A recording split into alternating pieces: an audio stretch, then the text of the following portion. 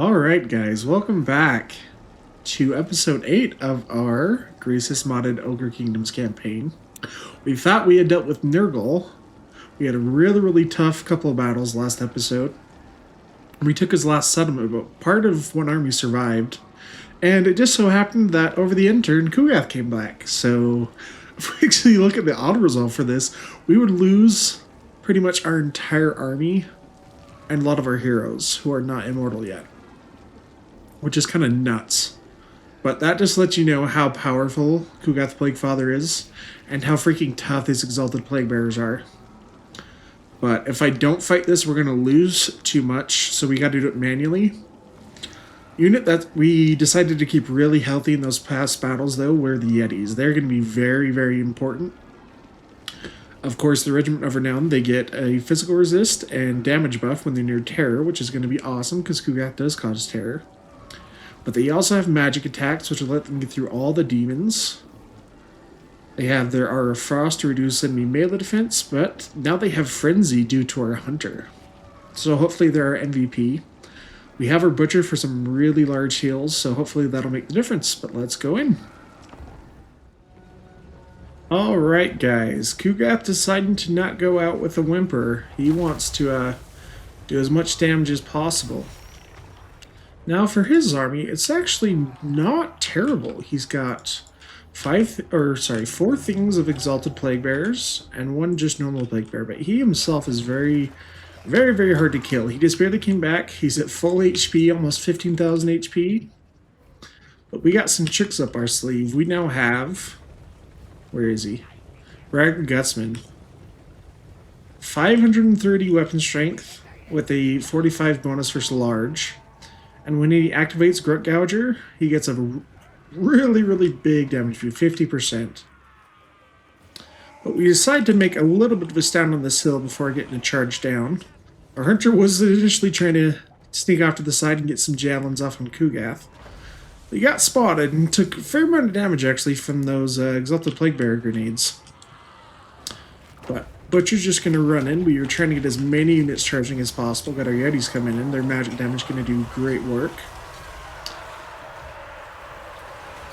But we are trying to get off as many charges as possible so we get the army abilities, because Meat Feast is a really big single target heal, so we want to get that as quickly as possible.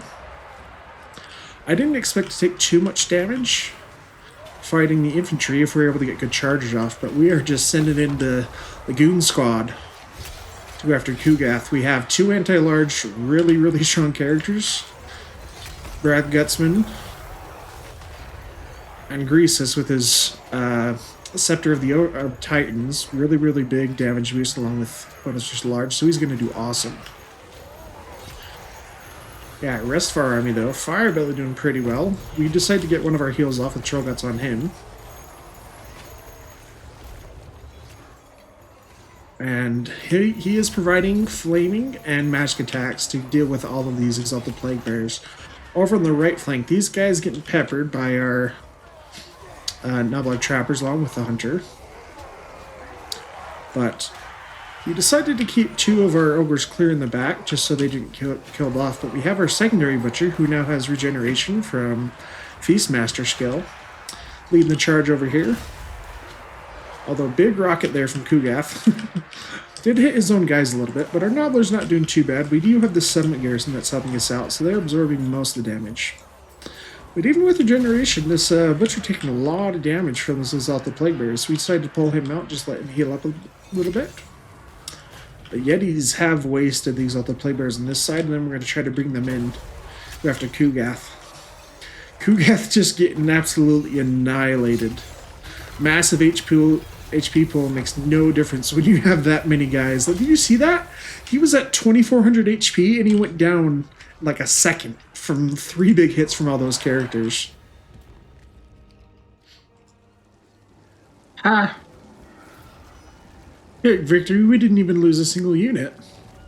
The garrison lost a few things, but they were pretty much dead anyway, but... Yeah, man, look at Brag the Gutsman. 2,000 value, and the only thing he did during that battle was fight Kugath. That lets you know how much value he got with that huge anti-large attack.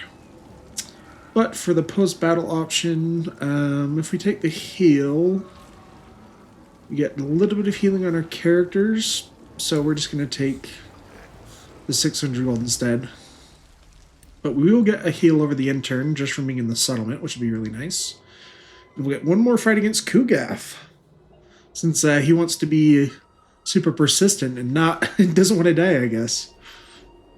Which, thinking about it, it would be very interesting. So if you guys don't know, certain horde factions like Savage Orcs, Beastmen, and Nakai the Wanderer, even if their faction is destroyed, they have a chance to just randomly pop up again on the campaign map somewhere. No, we're not going to do military access. This guy eventually we're going to attack, so I'm not going to do that right now. Yeah, but if you guys didn't know, they have a chance to come back randomly across the map if their faction has been destroyed, which I think that would be awesome if the demonic factions got that. I think that would make them very interesting, at least the ones that are led by the greater demons, so like Nakai, Kugath, Scarbrand, and Kairos. Okay, special sauce. This is one of my favorite dilemmas. We can pay them ketchup, which will reduce our recruitment cost, but meat will go down for 6 turns by 2, which is actually not a lot for all our armies. This one just gives growth. We don't really need a ton of growth as the ogres, because settlements kind of build up pretty quickly, so let's do the reduced recruitment cost. I don't really care about the meat. Scroll bleaching, not a great item. We have a mission to research tribal gathering. Where's that one?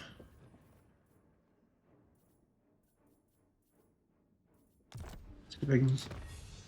Oh, right here. Okay, we're already going towards that. And will give us the recruit rank and diplomatic relations with the Ogre Kingdoms, and we'll get a Talisman of Preservation. Really, really good item. Gleaming Pendant's also a pretty good banner. But we also have our secondary army recruiting some Blood Belchers to give some to Greases once we kind of meet up. Yeah, this Lizardman Rebellion did come back. We brought our Ogre Titan over here to deal with the rebellion so that Greases could focus on Kugath. But look at that. We almost healed almost entirely back up to full after sending in the 7th for 1 turn. That's where we know that these casualty replenishment skills paid off. But leveling him up before we attack Kugath. This is going to reduce recruitment costs. Okay, we looked at that. I actually might want to finally get this weapon strength for Greasis, because it's going to benefit almost everything in our army. The Nobblers won't get it, but maybe once we trade up more of the Nobblers, then we'll go for it. In the meantime, though, we could go for Missile Resist, Spell Resist, or we could start going down his personal line or the red line. Going down the personal line would be nice, because once he gets snacks, he heals in melee. And we don't have anything crazy here that I'm super excited to buff up in the red line skills yet, so let's go down the personal line. That's fun. We usually don't do that, so we'll have a little bit of fun this campaign. Our Fire Belly, let's do Incendiary, so he gets more uses for his unique abilities. Our Hunter. So we already spent a skill getting Frenzy and Weapon Strength for our Yetis. We don't have anything else that benefits from it right now. This would only reduce upkeep. This would give speed and stock, though. Because Yetis don't have stock. Okay, that's actually not bad. Yeah, we'll do that. Savage Predators is pretty good because it gives you a summon for a unit of Saber Tusk. So that's not bad. We'll get that. Plus, we're pretty close to getting his Stonehorn. Next level up, we'll get that. Brag. We're going to save... I think we want to save all of your skill points so that once we hit rank 12, we can get most of these. Because the melee attack and causing terror will be fine. This reduces enemy melee defense by 4. That's pretty good. Growth, construction cost, and control. That one's not amazing. Immunopsychology for the army and Dread Aura. Dread Aura removes immunopsychology. That can be really good. I think we already have immune psychology in this army because of the big name that we got with our Firebelly.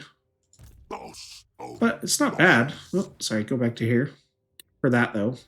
And Lone Wanderer reduces his action stuff, which I don't really care for.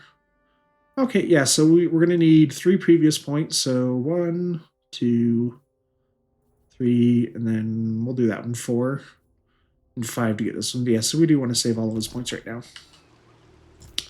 But let's go take care of Kugath once and for all. Look how tiny. I never noticed that. Look how tiny Greasus is compared to Kugath. Kugath is like, takes up so much part of the screen. Greasus normally looks huge compared to most characters.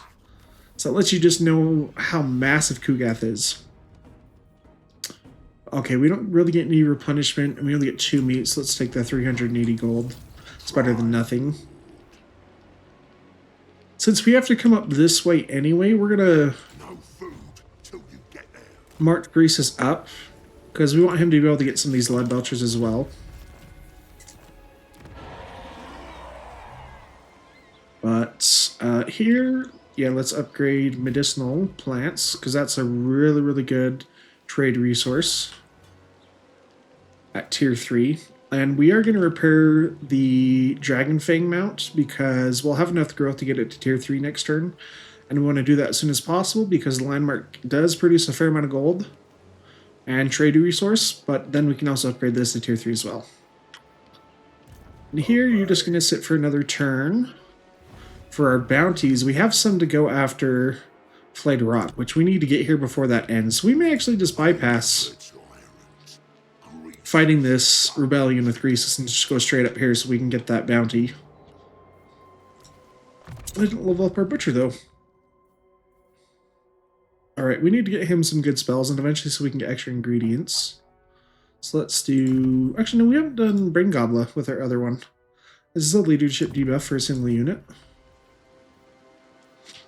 But we did gain a fair amount of gold.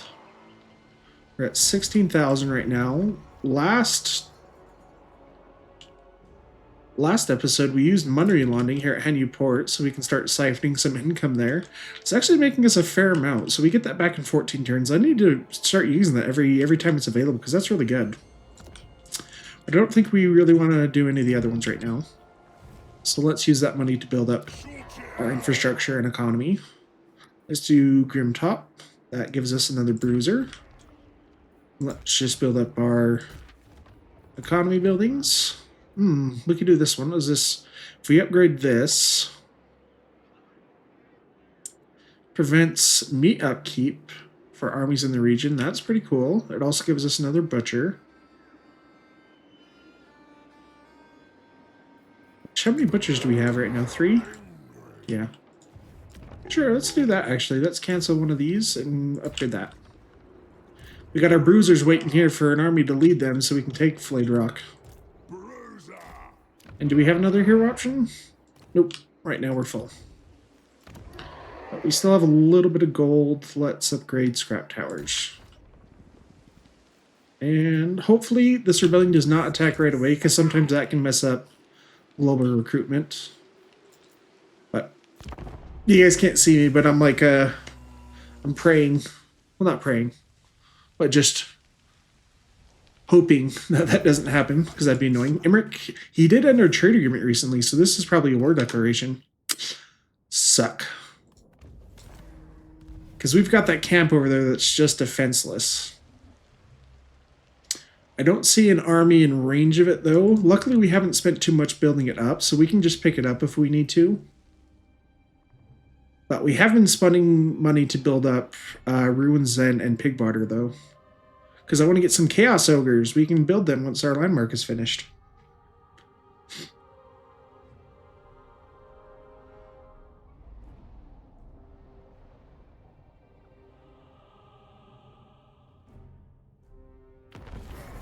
Oh, he decides to attack.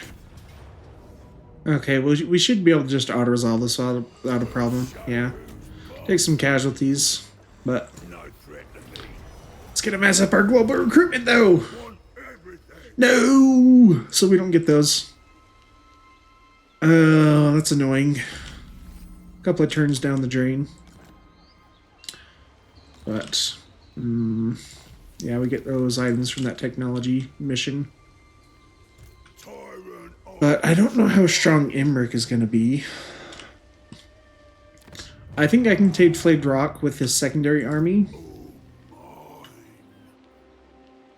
Yeah, let's do that with this army, because one of Greasus's big names, actually, is to defeat an army with a dragon, which we can get against Imric. So we'll actually send Greasus to sea. He'll come over and he'll fight the dragon. And our tyrant. It's actually faster if we go to sea, then we can land at Shadowstone Bay the same turn instead of having to go all the way around, so we're going to do that. And I want to get to Flayed Rock before our bounty ends, so we have 5 turns to get there.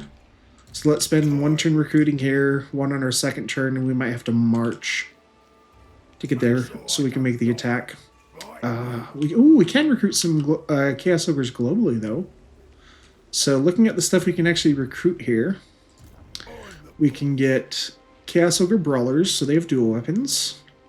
The normal ones, these are just like regular Ogre Balls, they don't have Iron Fists.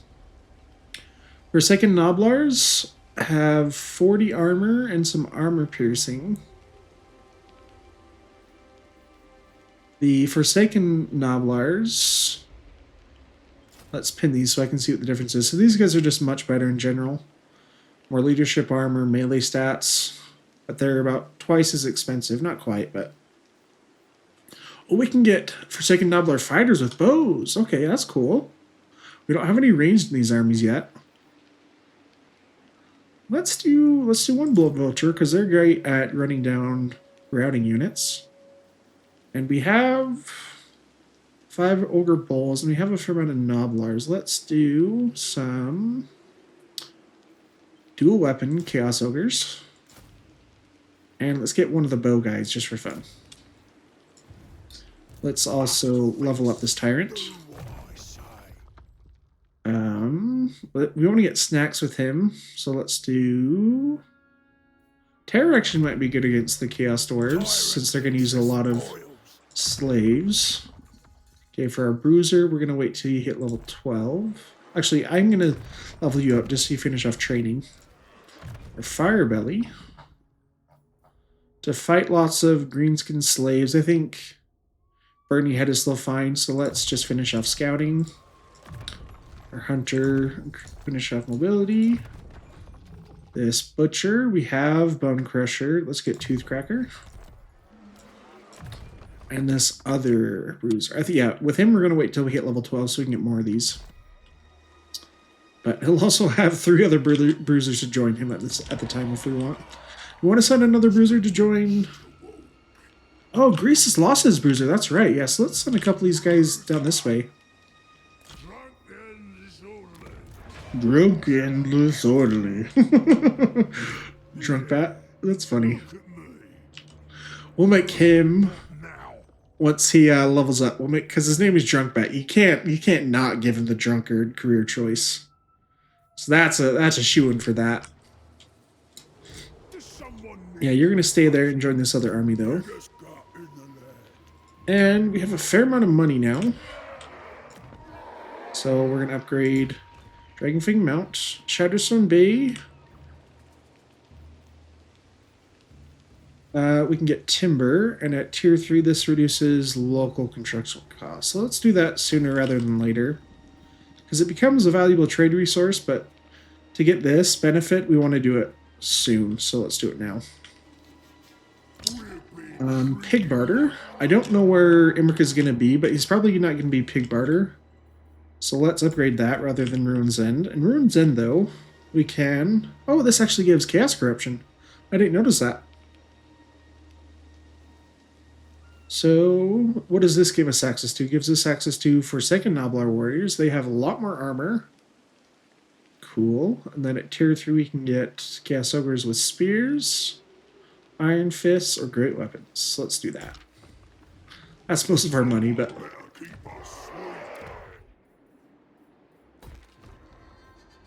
And our camp... We did transfer some meat over at the end of the last episode, but I forgot to actually spend it.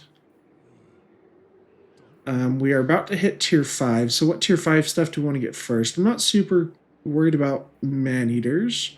I would like to get crushers and Mournfang Cavalry, though, because that's one of our mods, so let's make sure we actually do that. This gives Iron Blasters. I'm not crazy about that right now. Stonehorn I don't need. So yes, for right now, let's just do straight money upgrade. This is also meat.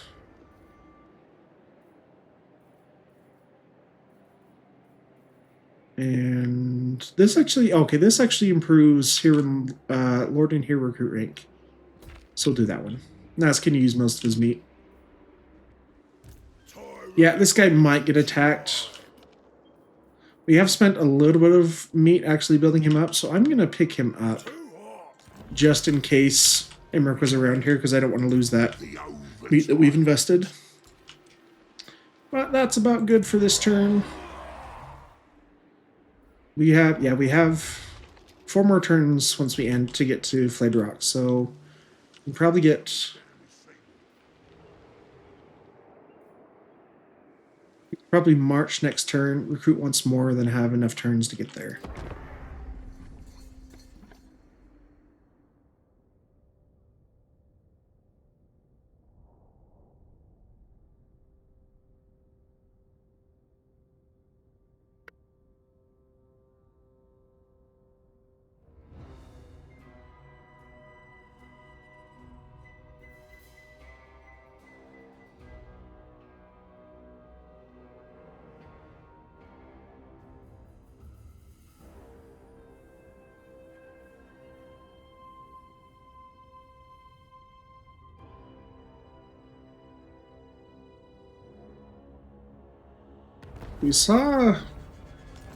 We didn't see an army from Emmerich, but we did see this noble move.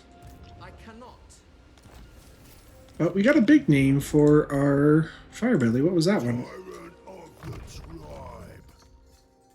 End your turn with over 80 wounds of magic, so you get spell resist and you get bound by your head. Okay, that's not bad. Yeah, so we want to... Oh, never mind. We're already full in our army, so we don't need to recruit another turn. Plus, we have one bruiser that's going to join us. So I'm just going to march right to the edge of this bridge, so we're still in friendly territory, so our Nobblers can heal up a little bit. Actually, no, we don't need to. We can just merge the Nobblers. Because the bruiser's going to join anyway, so... Then he'll attack that next turn. So we do have to keep in mind that we're going to be facing High Elves to the west, Chaos Dwarves to the northwest, and right above us. He is at war with... Drasoth is at war with these ogres, but I don't want to lose this stuff, so I need to start building another army here. Okay, we do get... Actually, do we have enough meat to build the upkeep reduction? Let's do that. This one's leadership melee attack just for this army, whereas this increases income from raising, sacking, and looting. Sure, we'll do that. We have the spare meat. Yeah, let's get another army building up here. Our lords are recruited at level 7 now. Awesome. So, against the Chaos Dwarves, I think I'll prefer a Slaughter Master so we have some magic to deal with all the mass hobgoblins and greenskin slaves. Do we want the Lord of the Great Maw? Because that can give us some armor piercing with Bone Crusher. Lord Beast has Flock of Doom, which can be really nice. But the Lord of Heavens... Knowledgeable. Yeah, what are the traits that we can get at level 7? Tactician. Perceptive. This is actually really nice, though. Tough is not bad, but Deboner. Meat gain from battles and melee attack for heroes in this army. Let's do that one. And to level him up, I want to get good spells, so let's do Blood Gruel, Bone Crusher. Unfortunately, we're not going to be able to get to Troll Guts or the Maw right away. We'll have to level up once, but we're pretty close. Let's get... We can recruit Noblars globally for really cheap, so let's do that. Oh, these are from the camp, actually. What can we get globally right now for pretty cheap? Let's get Noblars here globally. Oop. Accidentally moved down when I recruited. Okay, the camp. What have we not used? We need Gorgers for one of our armies. For one of the big names for one of our characters. I think it's a hunter, actually. So let's do Gorgers. Plus their anti-infantry. That'll be good against the Chaos Dwarves. And at the Ivory Road, let's get... Now let's get 2 Iron Fists and 1 dual weapon. Ogre bow.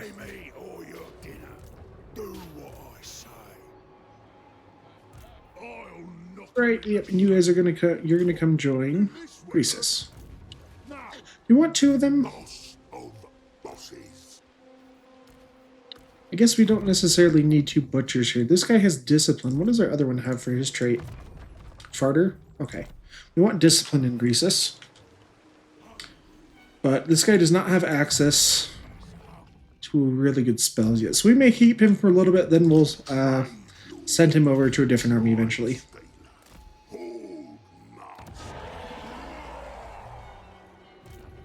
Croesus also has a lot of meat, so we can transfer some over.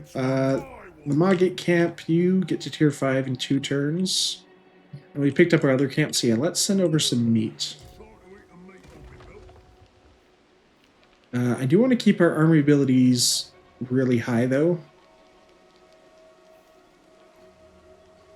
For Croesus, so we can get the heal with Meat Feast, because Imric might prove to be very, very hard to kill.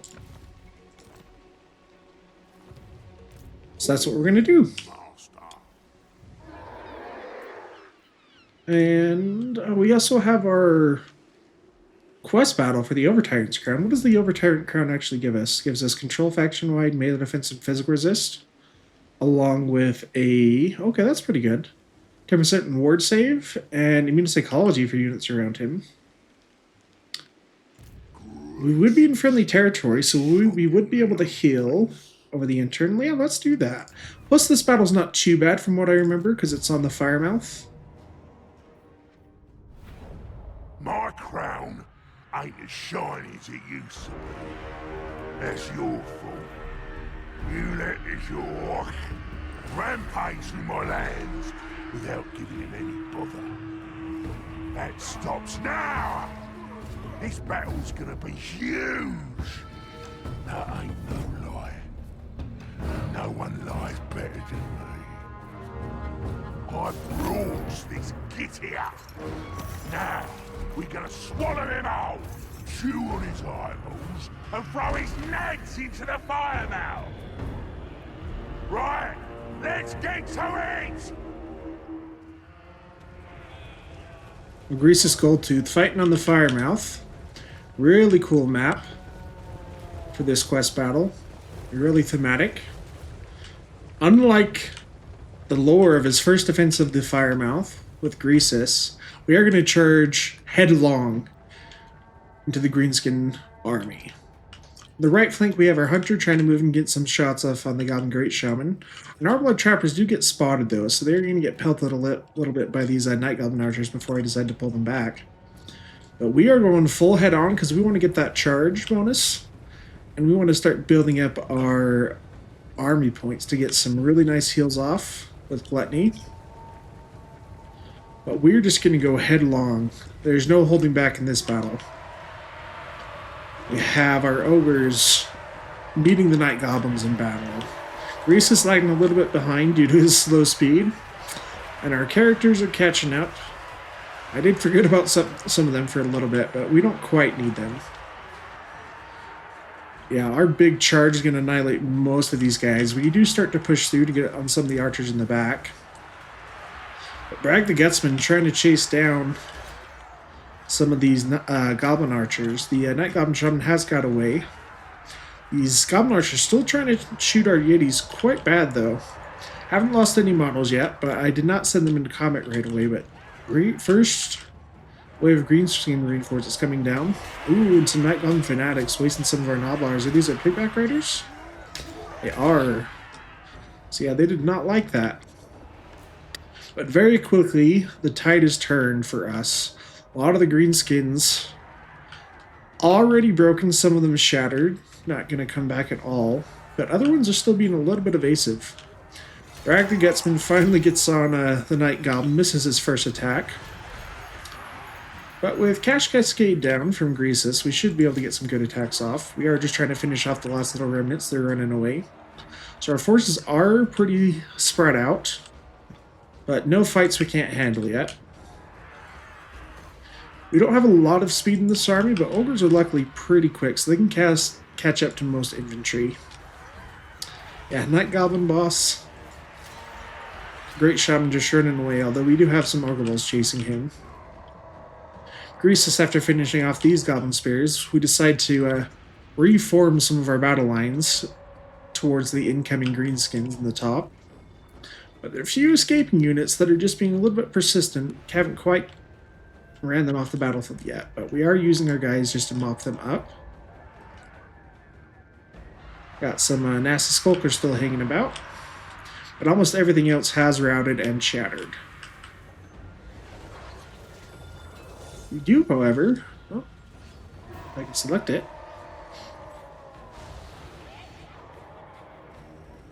We do have this big debuff going down. Well, it not lasted too long. That was the smoke bomb from the nasty skulkers. But we are catching up to the Goblin Great Shaman. Brag, big hit there. Took about maybe a fifth of his HP. Almost shattered his leadership. But with that, he's going to break. And Brag will chase him and get him to be gone for good. But as far as this, these reinforcing greenskins, not a lot of infantry. Mostly cavalry. We see some Goblin Chariots, Squigs, Night Goblin Squig Hoppers, Wolf Riders. But the big centerpiece right here is the Ragnarok Spider. These things can be really nasty. They're anti-large. They're going to do well against anything we throw at them except for not large. But we have got the tools to deal with them. We've got a Hunter who's anti-large with both his melee attacks and missiles. And Greasus and Braga, of course, are large as well. But the rest of the greenskins have broken off. Just these nasty skulkers hiding away. But we have our Ogre Bulls chasing down the last vestiges of these Night Goblin archers. But everything else coming to meet for our second charge. Heroes have kind of gathered for a little quick meeting, but decide to go on the attack now. There's no holding back. Who needs to wait for the rest of our units? But a lot of this mobility can be really, really hard to deal with. We do not have any ranged units in this army besides our Hunter and Nobbler Trappers. And these things have over 90 speed. For most of their stuff, 75 or above. Ogres have about 50 speed, so nothing that's going to be able to catch them. So we're really going to have to do our due diligence to get them into melee where we can. But they decide to send in their Goblin Big Boss against Brag, who just gets absolutely annihilated. Third of his HP gone there in one attack. Second follow-up attack does about a fifth. Our Firebelly teaming up. Have some more Ogre Bulls coming in. They decided to charge some of the Squigs and Spider Riders, which was a mistake. But now we have our Hunter. He's got the Ragnarok Spider in his sights. Let's see if he gets his first hit off. Ooh, wow. Might have gone just right over the top. Greasus on his Nobbler Paladin coming in. Big charge attack along with Cash Cascade for that attack and damage buff. But he is getting poisoned by the Ragnarok Spider, so that does bring his stats down a little bit, but anything that does get to melee with us can't really hold it. But on this side, we have the last big threat to us. We have our Orc War Boss, Urk Ironjaw, along with 4 things of Black Orcs. These are the Great Weapon variants, so they do a lot of damage. Luckily, we don't have too many armored units, so their huge armor piercing isn't going to make a major difference. But nonetheless, they're Black Orcs, and they are hard to kill. But over here, Ragnarok Spider actually holding up pretty well, despite getting targeted down by 2 anti-large characters and some missiles. But Firebelly actually taking a fair amount of damage from these quick cards, but he does get Flame Incarnate down for that melee damage reflection, and then we saw the eruption real fast. Did quite a bit of damage to those guys. They're just barely hanging on though. A lot of these just mobile range units just peppering us though. Nothing we can do to really catch them until they run out of ammo. But the Ragnarok Spider has been broken. Combination of the characters and these Ogre balls getting on top of them. Enough mass to lock it down for a little bit.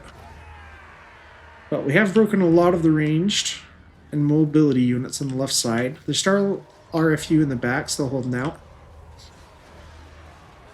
But we have been able to catch some in melee and rout them off, but now the Black Orcs come. The Ragnarok Spider gets away just barely. I decided to pull their Yetis back because I don't want them to get annihilated by themselves. By pushing them into the Black Orcs without any support. So we start to reform a lot of our line. I decide that a lot of the range units, since we can't catch them for the most part, we're not going to focus all of our force. We're going to try to be as efficient as we can and go after these Black Orcs. Which they're coming against the charge, against these Nobblers. Let's see how that goes for us. Ooh.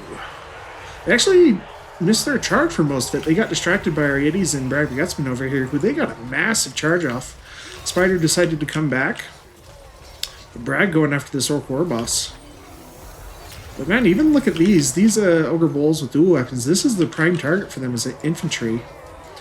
But they just do not have the stats. They only have 25 melee attack against the Black Orcs, 110 weapon, or 110 armor. The Ogre Bulls do not have fantastic armor piercing.